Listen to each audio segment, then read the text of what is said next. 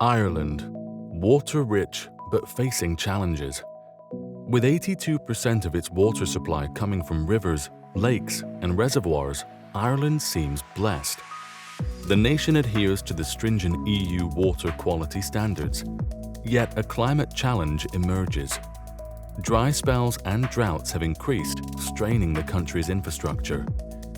Dublin, the capital, faces a unique struggle due to growing water demand and aging facilities. Some of the water infrastructure dates back over a century, raising concerns about its reliability. In 2019, a contamination risk affected 600,000 people, shining a spotlight on the urgent refurbishment required. The Vartry Water Supply Scheme, built in 1867, has had a €150 million upgrade, encompassing a new treatment plant and intake, a 4-kilometer pipeline, and a covered drinking water reservoir.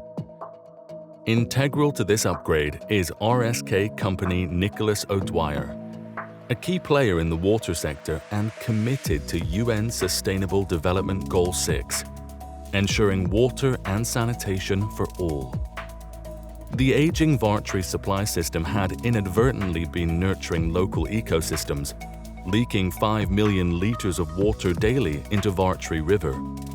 Nicolas O'Dwyer ingeniously incorporated this into the upgrade design, supporting both ecology and technology.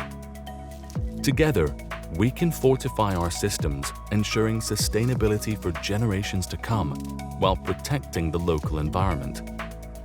Raise your voice for responsible water management, bridging the gap between progress and nature.